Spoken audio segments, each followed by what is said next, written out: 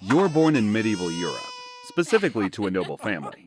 Even more specifically, to a noble family that already has a perfectly good firstborn son who will inherit the land, title, and maybe even live past 40. So what about you? Well, you get a sword. Eventually. But first, you get a name like Algernon or Folk, and a destiny that sounds impressive, but is just a long, slow march toward joint pain. By the time you're 5, everyone's already telling you what you'll be. A knight. And sure, that sounds cool, until you realize knight doesn't mean hero. It means full-time stabbing professional with lifelong trauma and seasonal armor rot. At age 7, you're officially shipped off to another noble's castle to become a page, which is medieval code for small, unpaid, but enthusiastic servant.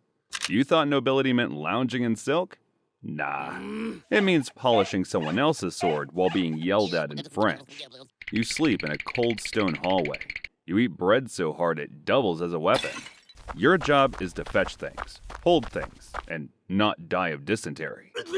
So basically, you are a 3-foot-tall butler with aspirations. But hey, you're on the right path to knighthood. A glorious life of honor, duty, and bleeding from 5 places all at once. So enjoy the page years. They're the part no one writes songs about. For good reason. You're 14 now, which means your bones hurt and your childhood is officially over. You've been promoted to squire, a word that means still a servant, but now with bruises. It's like a medieval promotion to middle management. Same suffering, but more responsibilities. And now you're technically old enough to die in battle. Congratulations! You've graduated from pouring wine to getting stabbed. Lucky you. After all, it's progress. Your reward? What reward? Your job. Everything. After all, you're now the personal assistant to a full-grown knight. You're the knight's butler, blacksmith, nurse, pack mule, and emotional support page, all rolled into one hormonal disaster with a dented helmet. You wake up before sunrise to muck out the stables, lay out your knight's armor, and prep for the day's training. Training, by the way, is just a long series of ways to get hurt by people stronger than you. Sword drills in the mud until your arms shake. Shield training until your knuckles bleed. Archery practice while your stomach growls because lunch was 3 bites of cold barley and a piece of meat so salty it could embalm you. You eat with your hands, drink watered-down ale that may or may not actually contain water, and chew bread that fights back. In the afternoons, you practice mounting and dismounting horses. Yours hates you, obviously. At night, you listen to your knight drone on about chivalry, which apparently includes kicking you awake at 2 a.m. to test your reaction time. You carry gear that weighs more than you do. You sleep in the stables when your knight's had a bad day. Scratch that. You sleep in the stables and smell like everything that sleeps in the stables. You're expected to polish armor till it shines, clean wounds you didn't cause, and be grateful for the opportunity. And if you mess up, public humiliation, or a beating, or both. Once, you mispacked your knight's saddlebag and forgot his ceremonial tabard. He made you wear it for a week straight. You smelled like mold and horse sweat for days, which, in hindsight, was an upgrade from your previous cologne. But you wonder why everyone talks about the glory of knighthood, and no one talks about the 16-year-old squire limping back to the barracks with a black eye and a fractured rib, wondering if honor is supposed to smell like rotting leather and stale piss. But you hold on, because if you just survive long enough, just make it to 21, you might get your own armor, your own squire, your own horse to hate you. Which makes a lot of sense, since it's likely to die in battle. You're 21 now, and somehow still breathing. That alone should qualify you for sainthood, but instead, you get something even more dangerous. Knighthood. It begins with a ceremony. You fast the night before to purify your soul, or just because no one remembered to feed you. You kneel in a cold chapel while the priest mumbles Latin over your aching body. Then the Lord taps your shoulders with a sword, officially turning you from squire to walking corpse with a title. Now, you're a knight, a man of honor, a symbol of chivalry, and, most importantly, a highly mobile, heavily armed meat shield with a price tag. You get a sword, some land, if you're lucky, and your very own warhorse, a terrifying beast named something like Bloodfang or Cabbage. You're expected to uphold the code, protect the weak, serve your lord, and don't die too embarrassingly. The first battle comes fast. You barely sleep the night before. You sit by the fire, arms spread out beside you, chewing hard bread and thinking of all the ways you could die. Your stomach churns. Not with fear. You're used to fear. But from the mutton stew. At dawn, you get dressed, with help from 2 squires. It takes 40 minutes. The breastplate doesn't quite fit. The helmet smells like your old knight's breath. You mount up, say a quick prayer, and join the charge. The battlefield is chaos. Arrows fly, horses scream. The mud is halfway to your knees and twice as warm as it should be.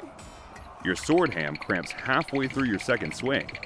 You don't remember most of the fight, just flashes, slamming into someone, falling off your horse, nearly choking on your own visor. You stab a man, but not before taking a spear to the thigh. You don't even know his name. You can only hope he was the enemy as you crawl back behind a pile of corpses, where a half-dead priest blesses you with one hand and throws up with the other. After the battle is over, you're celebrated. Your lord calls you brave. Your squire calls you, still bleeding, sir. You spend the night on the ground, your wound packed with moss, eating dried beans and praying you don't get gangrene before breakfast. This is your life now. Respected, yes, but only because you're willing to die for someone else's politics. You're a knight. You're legendary. You're limping. And you're only just getting started. You're in your 30s now, which for a knight is like hitting retirement age. Except instead of a pension, you get gout and a nagging sense of religious dread. Your sword arm? Stiff. Your knees? A Greek tragedy. Your back? Sounds like a bag of rocks every time you get out of bed. But there's no rest. Not when there's another crusade to join, or rebellion to crush, or some duke's nephew who insulted the wrong chicken and now everyone's at war again. The church says you're fighting for salvation. Your lord says you're fighting for glory. But really, you're just fighting to keep your crumbling manor and avoid being taxed into oblivion. Speaking of your manor, it sucks. The roof leaks. The crops died. You're in debt to the local abbot. Your armor's rusting, and your horse limps worse than you do. But you can't quit. After all, knights don't retire. They just slow down, get stabbed more easily, and die sweating in armor that smells like despair and wet dog. At some point, a bard comes through town and asks you for stories of heroism. You lie through your teeth. He writes a song about your gallantry at the Battle of Sludgefield. You remember it as the day you soiled yourself mid-charge and accidentally impaled a friend. But hey, at least the peasants think you're a legend. For now. 15 miserable years pass, and you're now 45, which is roughly 112 in night years.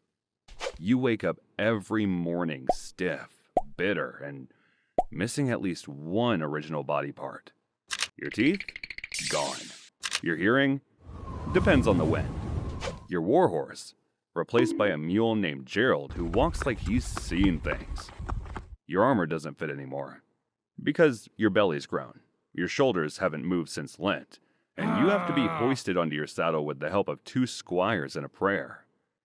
You've stopped fighting for glory. Now you fight for cholera-free drinking water.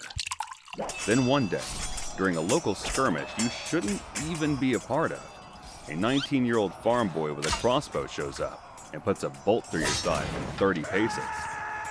Clean shot. Doesn't even know your name. You don't die immediately. That'd be too easy.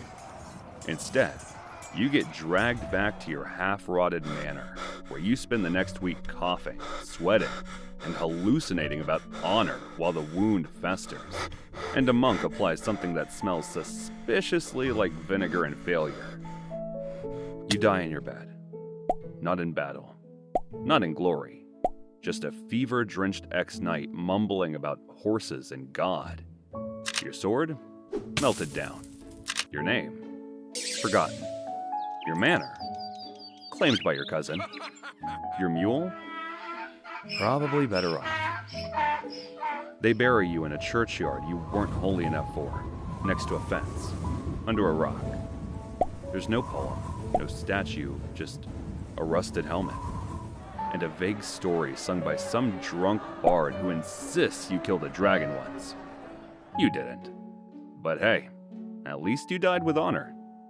Probably. Maybe. After all, no one bothered to check.